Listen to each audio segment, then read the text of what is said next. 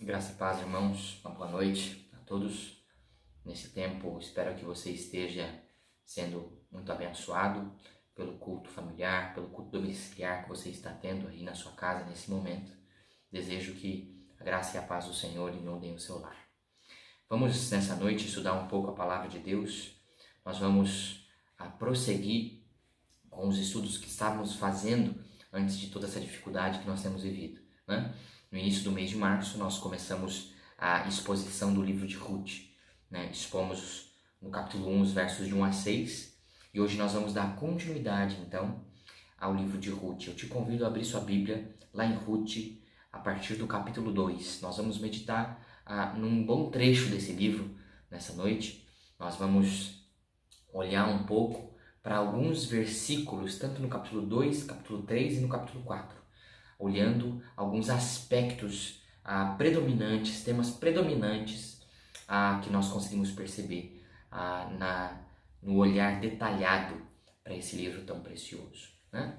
Mas antes da gente entrar nesses detalhes, antes da gente entrar naquilo que nós vamos aprender nessa noite, nós precisamos recapitular um pouco a respeito desse livro, quando ele foi escrito, o que está acontecendo no primeiro capítulo desse livro, qual o contexto histórico em que esse livro se passa, antes da gente poder compreender melhor as verdades de Deus e o sentido que esse texto tem para as nossas vidas e o sentido que ele tem a partir da sua escrita, a partir da sua inspiração divina, tá?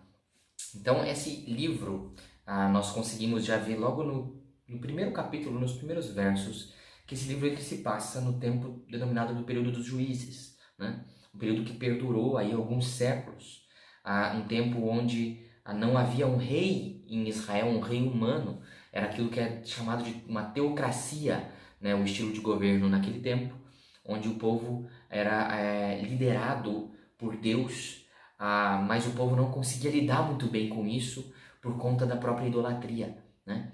O povo não conseguia persistir nesse estilo de governo, nesse estilo de vida ali no reino de Israel, porque eles caíam constantemente na idolatria e desagradavam a Deus muito dessa forma, né? E aí existe aquele que é chamado do ciclo dos juízes, onde o povo ele está bem, o povo está estabilizado, está servindo a Deus, está de acordo com a vontade de Deus. Então rapidamente o povo começa a olhar para outros povos, às vezes até invejavam o fato dos outros povos terem reis humanos, né? E eles não, e eles passavam a adorar outros deuses, e aí Deus mandava castigo para esse povo, né? Deus mandava uma outra nação ali dos arredores de Israel para poder oprimir o povo, para castigar o povo, e aí Deus então também levantava um juiz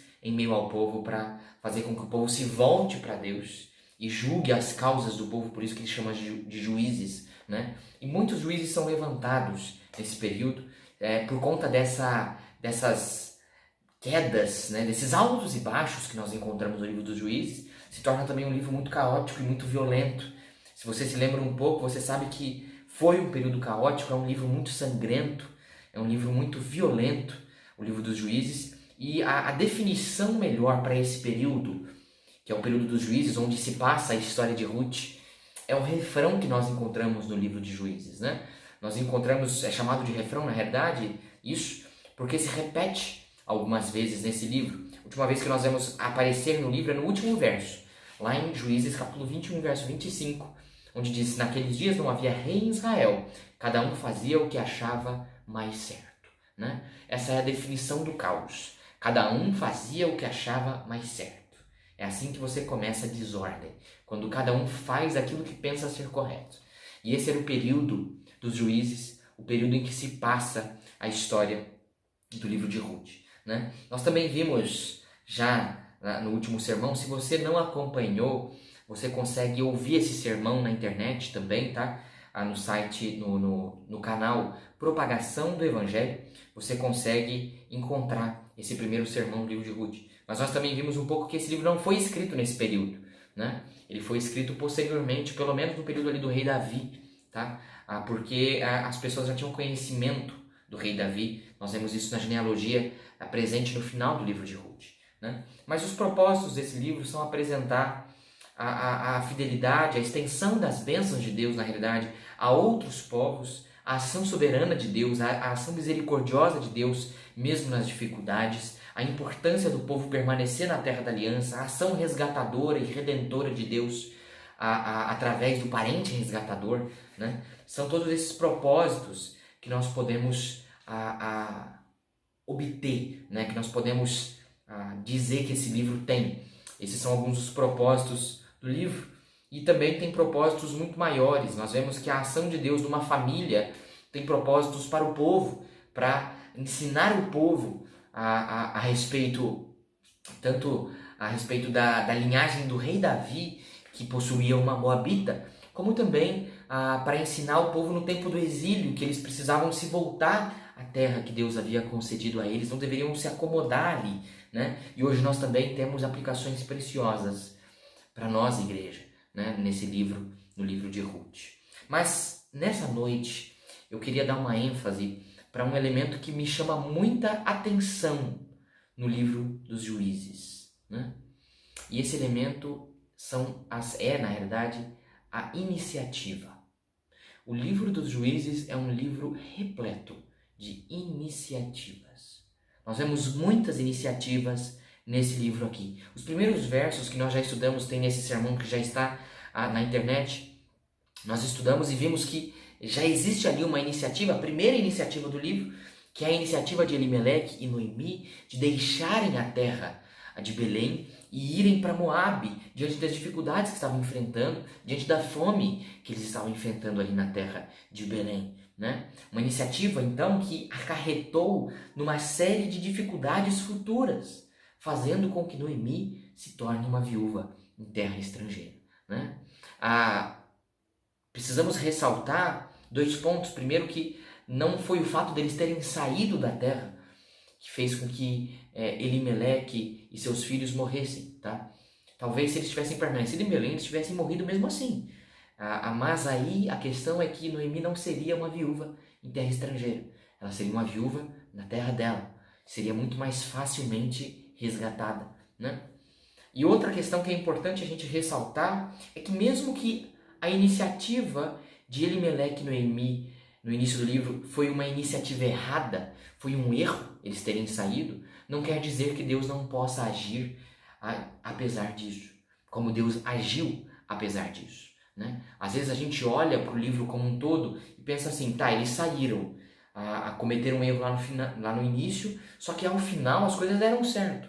Ao final ela se torna bisavó, Ruth se torna bisavó do rei Davi. Como que Ruth teria entrado na história se eles não tivessem saído da terra, né? De fato, Deus, ele usa os erros humanos, ele age apesar, na realidade, dos erros humanos para cumprir os seus propósitos. E essa é uma verdade que nós vemos nas Escrituras em vários outros momentos, né? A gente dizer simplesmente que por aquilo que aconteceu ao final do livro, por todo o desfecho bonito, maravilhoso que o livro tem, as ações no decorrer do livro são certas, é dizer que os fins, eles justificam os meios, né? Que os fins tornam os meios justos. Mas não é isso que acontece na prática. E nós vemos isso acontecer em outros momentos nas Escrituras, como, por exemplo, o relacionamento de Davi com Batseba, né? Desse relacionamento nasce uma criança que morre, né? Esse é o castigo de Deus para Davi, ele perdeu o filho.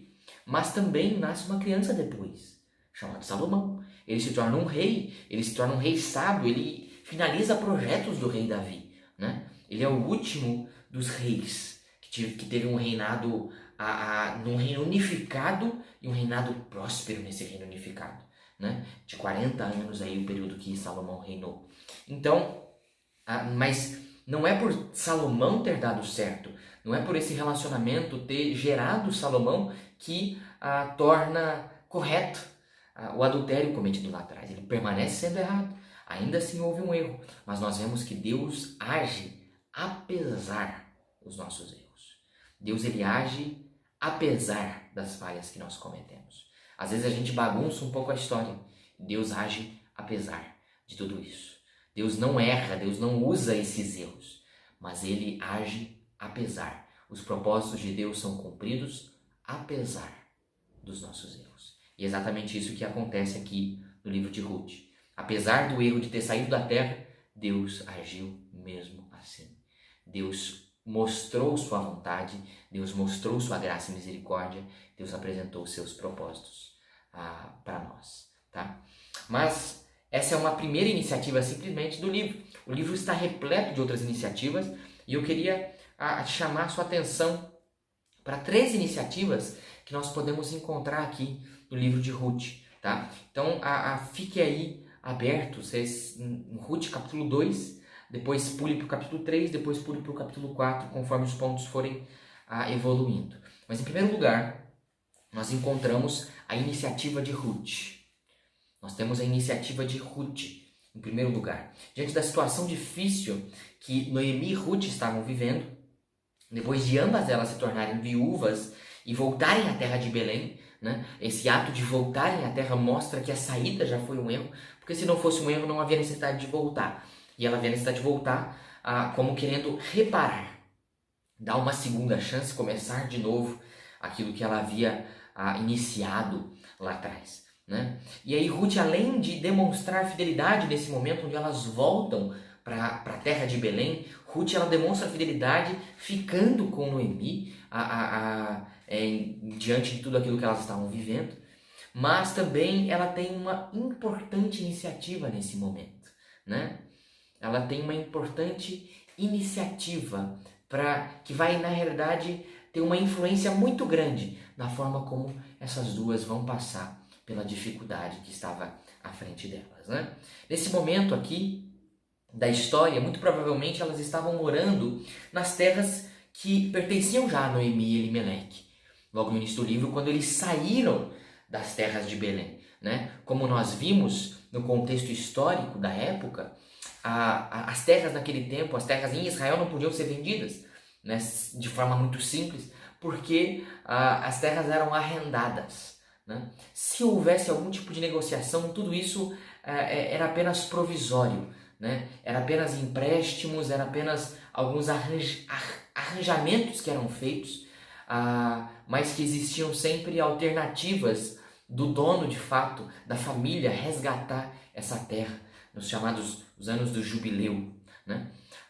Mas aqui nesse tempo, então, ela estava morando naquela terra, mas isso não muda a dificuldade dela, né? Para nós hoje isso seria diferente, porque uma situação assim, se a pessoa tem uma casa própria, se ela tem um imóvel, se ela tem um terreno, alguma coisa assim, as coisas mudam, porque você vende, você consegue ter uma provisão para algum tempo, né? Você consegue ter aí uma gordurinha para você poder trabalhar, para você poder viver. Mas naquele tempo era um pouco diferente.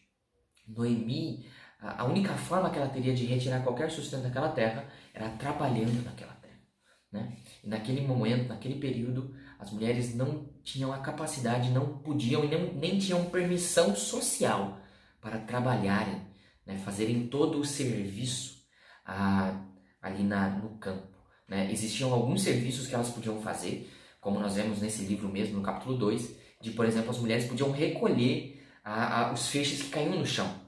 Até mesmo os servos do dono do campo, as servas, né, do dono do campo, podiam ir atrás dos ceifeiros, pegando, recolhendo. O dono mesmo poderia contratar servas para fazer isso, né? Mas nunca contratava servas para serem ceifeiras, né, para trabalharem no campo. Eram sempre os homens. E também tem uma informação importante, que é o fato delas serem viúvas. Quando a mulher se tornava viúva naquele tempo, ela, infelizmente, era rejeitada pela sociedade. Se ela não tivesse filhos para cuidarem dela, se ela não tivesse familiares para abençoarem sua vida, ela entrava na margem da sociedade, infelizmente, né? E era muito mal vista pela sociedade, uma mulher que fosse viúva. Então isso comprometia muito a forma como ela ia viver. Por falta dessa mão de obra, então, de ter perdido o marido e os filhos, não tinham como trabalhar na terra, não tinham como ter nenhum sustento. Por isso eles estavam ali naquela terra, morando ali, mas sem condições, né? Permaneciam sem condições. E a única alternativa que restava para elas nesse contexto seria mendigar alimento, seria pedir alimento, né? A sair por aí e encontrar alguém que as deixasse colher, né? E aqui Ruth então demonstra uma grande iniciativa de se dispor a ir ao campo, né? Sabemos que Noemi já não era tão nova, até mesmo no capítulo 1 nós vemos isso, quando Noemi diz que não podia mais dar filhos para que Ruth e Orfa se casassem com eles. Ela não tinha mais idade para isso, né? Então a Noemi já não tinha mais muito vigor para poder fazer esse tipo de trabalho também. Mas Ruth se dispõe. Ruth, ela tem essa grande iniciativa de sair por aí. Ela sai para ir encontrar alguém que iria deixá-la colher o alimento. Veja aquilo que está lá em Ruth, capítulo 2, verso 2, onde está a iniciativa de Ruth. Diz assim que Ruth, a moabita, ela disse a Noemi: deixa-me ir ao campo para apanhar espigas atrás daquele que me permitir fazer isso. E Noemi respondeu: vá, minha filha. Né? E é muito interessante essa iniciativa de Ruth, porque ela não é simplesmente uma iniciativa cultural. Não é só porque ali naquela época se fazia isso, mas também tinha um caráter religioso isso aqui. A lei de Deus já orientava aquilo que Ruth estava fazendo nesse momento. Orientava, na realidade, os donos dos campos a não proibirem que as pessoas colhessem ali, né? Que colhessem os restos daquilo que caía dos ceifeiros ali. Eram apenas os restos, como se fossem as migalhas, né? Era muito trabalho você ter que ir segurando e conforme caía você pegava isso. Mas a lei, ela previa isso. Nós vemos isso lá em Deuteronômio 24, se você quiser, anote aí ou abra sua Bíblia, lá em Deuteronômio 24, o verso 19, onde diz assim: quando estiverem no campo fazendo a colheita e nele esquecerem um feixe de espigas, não voltem para buscá-lo. Deixem que fique para os estrangeiros, para os órfãos e para as viúvas, para que o Senhor, seu Deus, abençoe vocês em tudo o que fizerem. Essa é uma das orientações. Existem outras orientações sobre as leis mais diversas para o povo. Né? Se não me engano, em Levítico 19 você também encontra orientações desse tipo, onde se caíssem, exatamente o que está acontecendo aqui em Ruth, se caíssem espigas ou alguns feixes, quer dizer, que não voltasse para buscar, que não proibisse a pessoa de pegar, né? Mas que isso fosse uma espécie de ajuda àquelas pessoas que estão à margem da sociedade, que é o que ele menciona: os estrangeiros, as viúvas e os órfãos. Né? Ruth era duas dessas três categorias aqui. Ela era estrangeira e ela também era uma viúva. Estava bem à margem da sociedade aqui nesse momento. Mas aquilo que ela faz está respaldado pela lei. Né? E aquilo que ela faz está fundamentado na lei de Deus. E essa é a iniciativa que nós encontramos de Ruth aqui nesse momento. Em segundo lugar, nós encontramos a iniciativa de Noemi. Depois de Ruth ir aos campos atrás de alimento, Noemi também tem uma iniciativa importante de se preocupar com a felicidade de Ruth e com a posteridade de Ruth. Ela se preocupa com o fato com o futuro de Ruth, o fato de se ela vai ser feliz, se ela vai ter uma posteridade. Né? A iniciativa que Ruth tomou, que nós vimos anteriormente, tem um desfecho muito bom. É uma iniciativa de muito sucesso. Dá muito certo aquilo que ela fez, né? Ruth, ela passa a ser amparada por Boaz. Ela vai colher nos campos de Boaz, que conhece, na realidade, um parente de Noemi. E então ele permite que ela colha ali. Ele decide ajudá-la, dando a ela liberdade para colher os feixes que caíam na colheita. E também, além disso, Boaz, ele pede aos ceifeiros que deixassem cair mais de propósito, deixassem cair feixes, deixassem cair espigas também, para que ela pudesse colher, né? Para que ela pudesse ter mais alimento ali para levar para Noemi. Desse modo, ela fica ali alguns meses até o final da colheita, vivendo dessa forma, ao final da colheita da cevada e do trigo, que durou em média aí de uns 3 meses a 4 meses, era o tempo que durava essas colheitas. Elas vivem dessa forma durante todo esse período. Depois de tudo isso, nós encontramos a iniciativa de Noemi, lá no capítulo 3, em Ruth capítulo 3, o verso 1, onde diz assim: Noemi, a sogra de Ruth, disse: minha filha, não é verdade que eu devo procurar um lar para que você seja feliz? É muito interessante o fato de que não existem precedentes para aquilo que está acontecendo aqui nesse momento. Você não encontra nas escrituras uma sogra se preocupando com a posteridade e felicidade de sua nora. Você não encontra com muita clareza essas coisas aqui. E você não encontra também dessa forma, com tamanhos detalhes a respeito do evento, né? Aqui não existem, nós percebemos nas escrituras que não existem indicações claras de que a sogra deveria assumir essa responsabilidade. Mas mesmo assim, Noemi se preocupa com isso.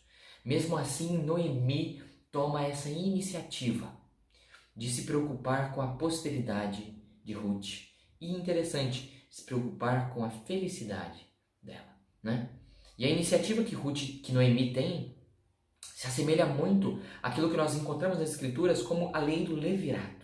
Nós encontramos isso lá em Deuteronômio, capítulo 25, os versos 5 e 6, onde diz assim: se dois irmãos morarem juntos e um deles morrer sem filhos, a mulher do que morreu não se casará com um estranho, alguém de fora da família.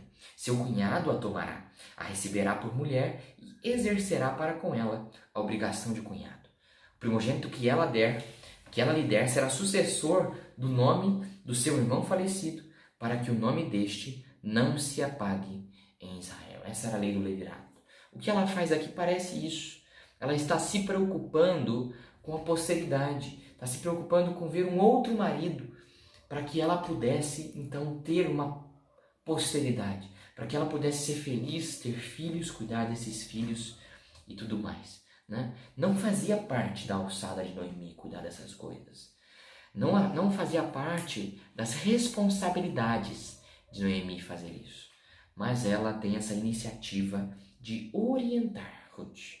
Ela decide orientar. Se você ler Deuteronômio 25, texto que nós acabamos de ler, mas até o verso 10, de 5 até o 10, você vê que existe uma responsabilidade da própria esposa, da própria viúva, de ir atrás disso, né? Tanto que se o cunhado se recusasse a se casar com essa viúva, né, com sua cunhada, então ela deveria ir até a porta da cidade. Ela deveria dizer aos anciãos, levá-lo à frente dos anciãos e fazer com que ele assuma na frente deles que ele não queria tomá-la como esposa, né? Essa era uma iniciativa da própria mulher nesse contexto aqui. Mas o que Noemi faz é orientar Ruth a respeito daquilo que ela deveria fazer, né? A respeito daquilo que ela deveria buscar para o seu futuro, para a sua posteridade, para a sua felicidade. Essa é a iniciativa de Noemi. Mais uma vez, a iniciativa dela tem fundamentação bíblica, tem fundamentação na lei do Senhor, aquilo que ela está fazendo, aquilo que ela orienta Ruth a fazer. Mas essa não é a última iniciativa que nós encontramos no livro. Nós também encontramos uma terceira iniciativa, que é a iniciativa de Boaz. Nós encontramos a iniciativa de Boaz de ir aos portões da cidade, falar com aquele resgatador que era o primeiro da linha, o parente que ele era o primeiro da fila do resgate, né? E ele faz isso lá nos portões da cidade, na presença dos anciãos. Essa é a iniciativa de Boaz ali nesse momento. Depois de Ruth ter conversado com Boaz, ter se oferecido em casamento a ele, como Noemi havia orientado Ruth a fazer, né? Boaz ele decide fazer a coisa certa.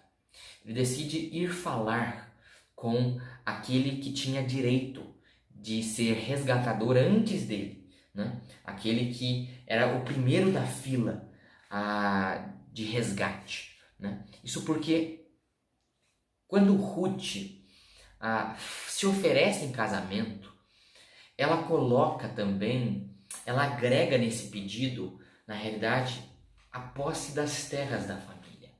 A pessoa que se casasse com Ruth poderia adquirir todas as terras da família de Elimeleque, né? Não se falam se eram muitas terras, se eram poucas terras, mas dava-se esse direito de agregar essas terras à família daquele com quem ela se casasse, né? Então é muito interessante Boaz ter essa atitude, porque Boaz está abrindo mão disso, ele está dizendo assim, não, se ele quiser a resgatar a família de Noemi e também se casar com Ruth, que ele faça, né? Ele é o primeiro da fila. Então, aqui nós temos a iniciativa de Boaz. Depois de ter conversado com Ruth, nós vemos lá em Ruth capítulo 4, verso 1. Diz assim: Boaz foi até o portão da cidade e sentou-se ali. E eis que o resgatador de que Boaz havia falado, ele ia passando. Então ele o chamou e disse: ó fulano, chegue até aqui e sente-se. Ele foi e se sentou. Aqui nós vemos a iniciativa de Boaz, que foi a iniciativa de ir atrás. Boaz, ele foi atrás de conversar com esse outro resgatador. Ele foi atrás de resgatar Ruth e Noemi.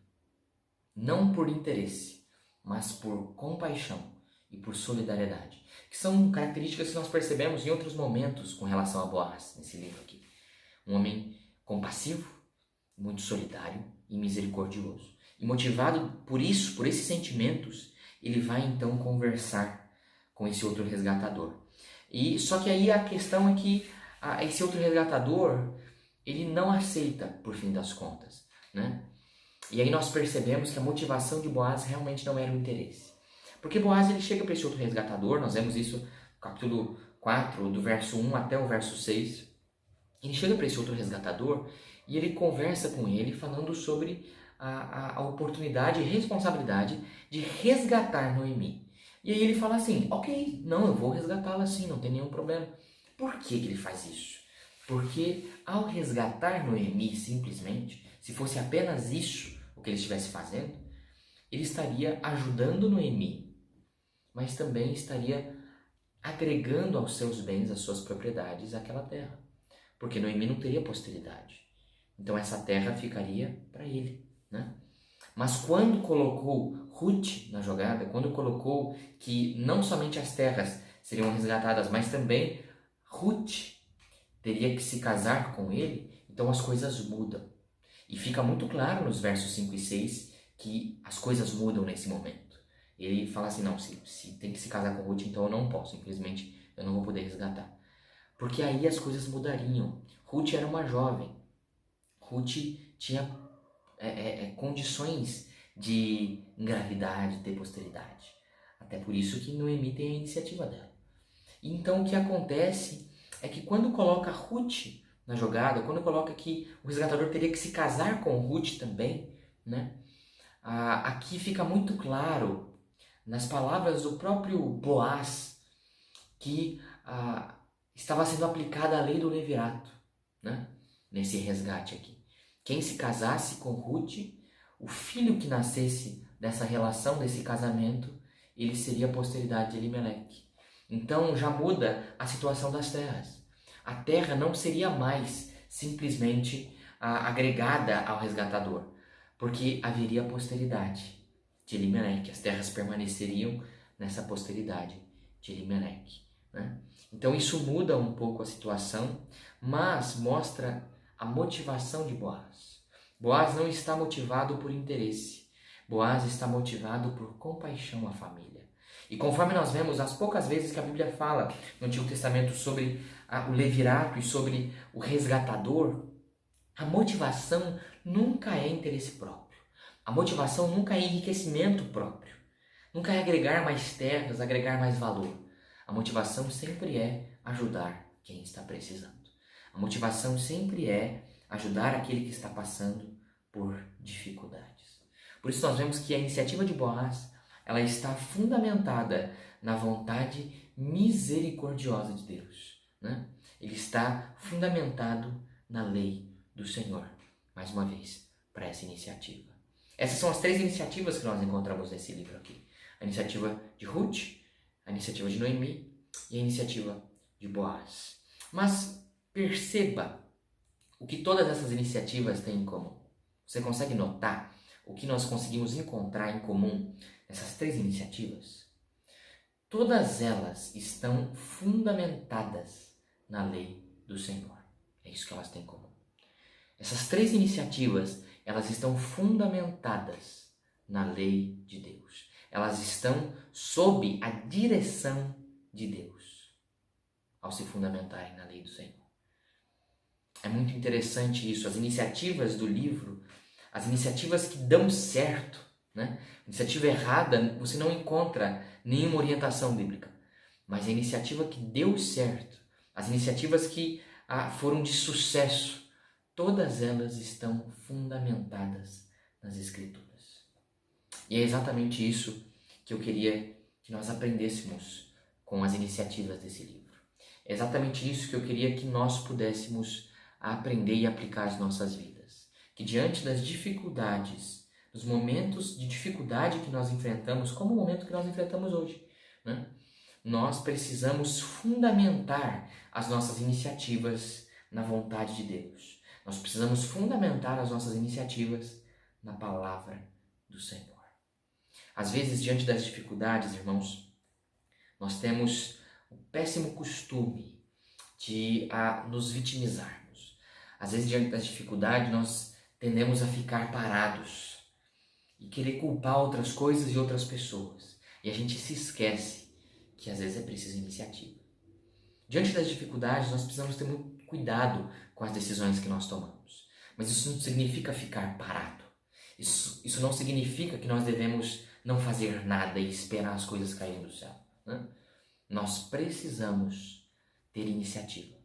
Mas as nossas iniciativas precisam estar fundamentadas na palavra de Deus. Elas precisam ser guiadas pelo Senhor, através da sua palavra.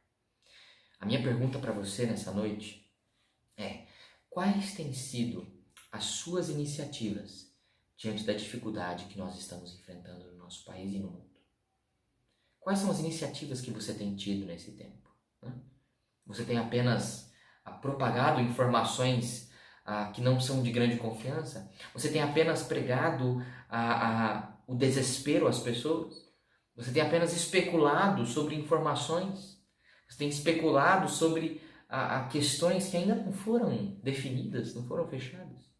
Você tem se desesperado e deixado de confiar em Deus, achando que o mundo vai acabar?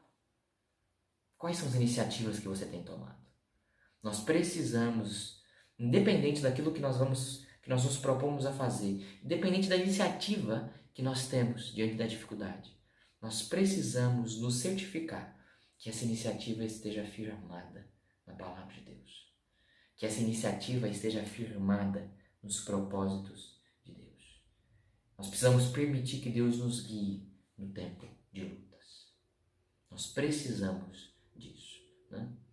Olhando para as Escrituras, algumas iniciativas que podemos tomar. A Bíblia nos orienta a orarmos sem cessar. Então ore. Uma boa iniciativa para você, para nós, nesse tempo de dificuldade, é orarmos mais. É nos dedicarmos mais à oração.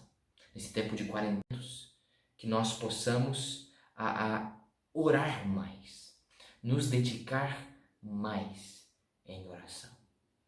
A Bíblia também nos manda amarmos o nosso próximo como a nós mesmos. Então, ame mais. Ame e ajude o próximo. É tempo de se dispor às outras pessoas. Existem pessoas que estão no grupo de risco e não podem se arriscar a sair, e não podem se arriscar a se certificar das suas necessidades mais básicas. Mas por isso, então, você deve ajudar. Você deve se dispor e amar as outras pessoas, tomando todo o cuidado, tomando toda a cautela. Mas ame o próximo. E a Bíblia nos ordena amarmos a Deus acima de todas as coisas, independente do que esteja acontecendo. Então, ame a Deus, adore a Deus, confie em Deus nesse tempo. Não deixe que os problemas façam você perder sua confiança no Pai. Que nós possamos persistir e que possamos ter iniciativas nesse tempo de dificuldades, mas que as nossas iniciativas estejam sempre fundamentadas na palavra de Deus. Assim como as iniciativas no livro de Ruth, no tempo de dificuldade que elas estavam vivendo, todas as iniciativas estão fundamentadas na lei do Senhor. Todas as iniciativas são orientações que já estavam na lei de Deus. Eles apenas colocaram em prática aquilo que a lei falava. Quando nós colocamos em prática aquilo que a palavra nos ensina, nós estamos tomando as iniciativas corretas. Que Deus te abençoe, que você possa praticar isso na sua semana, que você possa sempre se lembrar. Se as suas iniciativas não estiverem fundamentadas na palavra de Deus, é melhor a gente mudar as nossas iniciativas. Amém? Vamos orar nesse momento? Curve sua fronte aí na sua casa onde você está. Vamos orar. Senhor, nosso Deus, nosso Pai, nós agradecemos a Ti, Senhor, pela oportunidade que nós tivemos nesse momento de conhecermos mais a Tua Palavra, sermos abençoados, ó Deus, pela exposição das Tuas Escrituras, ó Pai, da Tua Palavra. E eu peço, ó Deus, que o Senhor nos ajude, que possamos entender como é importante termos iniciativas diante de momentos de tanta dificuldade, ó Deus. Mas pedimos, ó Pai, que o Senhor nos ajude também a fundamentarmos essas nossas iniciativas na Tua Palavra. Que possamos, diante desse tempo difícil, orarmos mais, que possamos amar mais uns aos outros e que possamos amar mais ao Senhor, confiar mais no Senhor e adorar cada vez mais ao Senhor. Que o Senhor nos ajude, ó Pai, a vivermos esse tempo de dificuldade. E clamamos, ó Deus, pelas pessoas que são do grupo de risco, as pessoas da nossa igreja. Peço que o Senhor esteja abençoando cada um, que o Senhor esteja cuidando de cada alma, ó Pai, protegendo, ó Deus, que nada possa nos ferir nesse tempo, que o Senhor esteja nos guardando desse vírus, ó Pai. Pedimos que o Senhor nos dê confiança, que o Senhor nos dê paz nesse tempo de tanto caos, nesse tempo de dificuldades que nós temos vivido. Essa é a nossa oração, clamamos ao Senhor pela Tua misericórdia. No nome santo de Jesus que nós te pedimos. Amém.